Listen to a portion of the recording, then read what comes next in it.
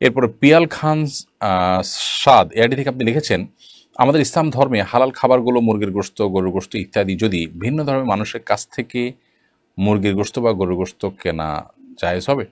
পশুগুলো বিসমিল্লাহ বলে জবাই করা হয়েছে কিনা জানা যদি না থাকে তাহলে ওই খাদ্য কি হালাল হবে? বিশেষ করে দেশের বাইরে ঘুরতে গেলে এই ধরনের পরিস্থিতির সম্মুখীন হতে হয়।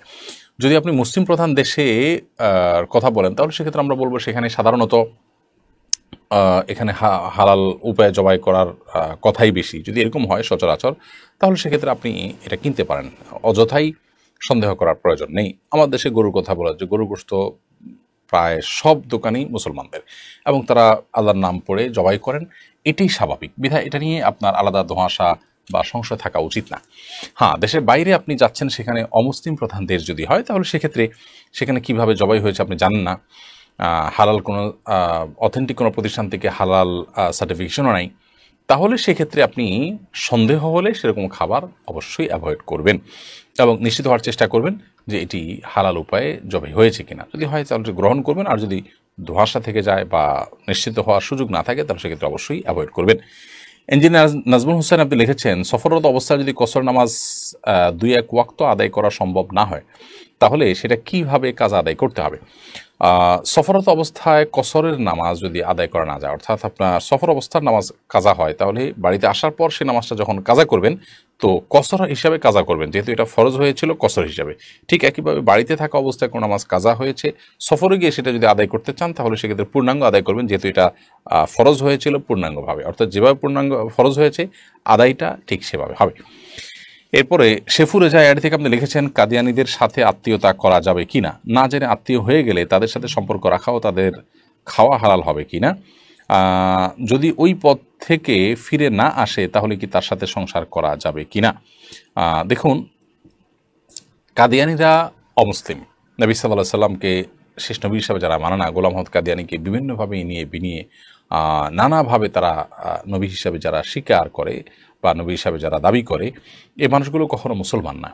আর অমুসলমান হওয়ার কারণে তাদের সাথে বিবাহ বন্ধনে আবদ্ধ হওয়া জায়েজ নয়। যদি না জেনে আত্মীয়তা হয়ে যায় তাহলে জানার পর অবশ্যই বিচ্ছিন্ন হতে হবে, অথবা তাকে তওবার আহ্বান করে তওবা করে ফিরিয়ে আনতে হবে, এছাড়া তাদের সাথে সংসার করা জায়েজ হবে না। এরপর রিয়াজুল জান্নাত বর্ষা এআইডি থেকে আপনি লিখেছেন, আমার অনার্স পরীক্ষা চলছে, সামনের পরীক্ষার বিষয় হচ্ছে উপন্যাস। এর মধ্যে বিষাদ সিন্ধু আছে, এই উপন্যাসে তো ইতিহাস বিকৃত করা হয়েছে, এখন এটা কি পরীক্ষার খাতা লেখা যায় আছে? আপনি সেখানে কি লেখা আছে কোট আনকোট করে ওখানকার তথ্যগুলো আপনি সেখানে উপস্থাপন করতে পারেন। যদি সুযোগ থাকে, আমি জানি না আপনার পরীক্ষার কি ধরন কি, তাহলে সেক্ষেত্রে আপনি ব্র্যাকেটে বন্ধনীতে বা কোনোভাবে নিজের কোনো মতামত মূল্যায়ন থাকলে সেটা আপনি উল্লেখ করতে পারেন। বাট সেখানে শুধুমাত্র বইতে যা আছে যা সেটা আপনি লিখলেন, এটা তো আর আপনি অন্যদের কাছে প্রচার করছেন না, অতএব এটি আপনার জন্য নাজায়েজ বা হারাম হবে না ইনশাআল্লাহ তাআলা। তানিয়া গিয়াস এআইডি থেকে আপনি লিখেছেন, আমি একজন ক্যান্সারের রোগী, আমাকে কেমোথেরাপি দেওয়া হয়েছে, আমি বোরকা পরি কিন্তু মুখ আটকালে গরমে কষ্ট হয়, সেক্ষেত্রে মুখ খোলা রাখলে কি আমার গুনাহ হবে? বোন তানিয়া, আল্লাহ তাআলা আপনার প্রতি রহম করুন, আপনাকে শেফায়ে কামাল আল্লাহ দান করুন, আমরা দোয়া করি। বোরকা পরে চলাফেরা আপনার যদি কষ্ট হয়, অসহনীয় হয়, তাহলে অবশ্যই আপনি মুখ খোলা রেখে আপনি চলাফেরা করতে পারেন। সেক্ষেত্রে সম্ভব হলে মাথার উপর যে ওড়না থাকবে এটাকে একটু টেনে দিবেন যাতে আপনার মুখ প্রদর্শিত না হয়, কমপক্ষে এতটুকু আপনি করার চেষ্টা করবেন। এমদাদুর রহমান আপনি লিখেছেন, সান্ত্বনামূলক মিথ্যা কথা বলা যাবে কিনা? যেমন বৃদ্ধ মানুষকে তার আপনজন মারা গেছে শুনলে কান্না করেন এবং কন্ট্রোলের বাইরে চলে যান, তখন তার আপনজন বেঁচে আছে বলা যাবে কিনা? দেখুন, কোনো মানুষ যদি কোনো কিছু সহ্য করতে না পারেন সেক্ষেত্রে আপনি ঘুরিয়ে ফিরিয়ে বললেন, সরাসরি মিথ্যা কথা না বলে একটু ঘুরিয়ে ফিরিয়ে বললেন, তাহলে সেটি জায়েজ হতে পারে। বিশেষ করে এ ধরনের পরিস্থিতিতে যে লোকটা এটাকে নিতে পারবেন না, টলারেট করতে পারবেন না, এরকম যদি হয় তাহলে সেক্ষেত্রে আপনি একটু ঘুরিয়ে পেঁচিয়ে বললেন, সরাসরি না বললেন মিথ্যা, এটুকু করা যেতে পারে।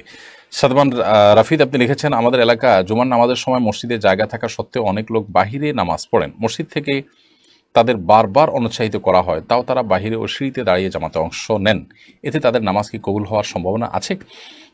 দেখুন, এটা তো এক ধরনের কি বলা যেতে পারে, দায়সারা ভাবের কারণে হয়ে থাকে। কারণ মসজিদে আল্লাহর ঘরে উপরে জায়গা আছে, দোতলা তিনতলাতে ছাদে, সেখানে নামাজের ব্যবস্থা আছে, সেখানে না দাঁড়িয়ে অনেক মসজিদে আছে মানুষ রাস্তায় দাঁড়িয়ে যায়। এর মানে হলো কোনো রকম আমি নামাজটা শেষ করে চলে যেতে চাই, আবার কষ্ট করে দোতলা উঠতে চাই না, তো আল্লাহর ঘরে আসতে যদি এতটা মানে এতটা যদি আমাদের নিরুৎসাহিত হয়ে থাকি, আমরা এতটা যদি অনুৎসাহিত থাকি, বা এতটা যদি আমাদের অনীহা অবহেলা থাকে, তাহলে সেটা আমার ঈমান নিয়ে, সেটা আমার সালাতের প্রতি আগ্রহ নিয়ে আপনার সেই কারণে প্রশ্ন তোলা যেতে পারে।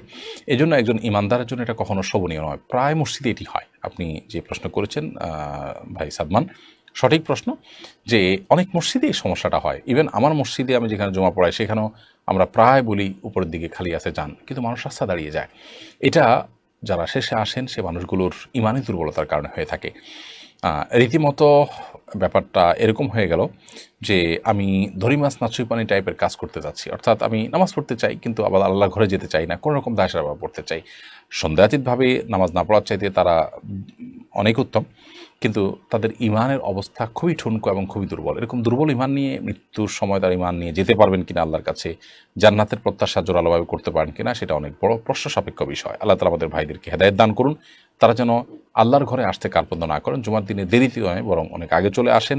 এবং রাস্তায় দাঁড়ানোর ক্ষেত্রে আরেকটা বড় সমস্যা হলো যে মানুষের চলাচলের যে ব্যাঘাত সৃষ্টি হয়, রাস্তা বন্ধ হয়ে যায়, সেটা তো আরেক গুনাহের কাজ। অতএব মসজিদের জায়গা থাকা সত্ত্বেও সেই কাজ করাটা অন্যায় কাজ। মসজিদ কর্তৃপক্ষের উচিত রাস্তায় নামাজে দাঁড়াবার কোনো ব্যবস্থা না করা এরকম পরিস্থিতি, এবং নিজেদের পক্ষ থেকে ভলান্টিয়ার সার্ভিস দিয়ে মানুষকে বুঝিয়ে অনুরোধ করে অনুনয় করে মসজিদে প্রবেশ করানো। তাহলে ইনশাআল্লাহ বিদিন আশা করা যায় যে পরিস্থিতির উত্তরণ কিছুটা হলেও হতে পারে।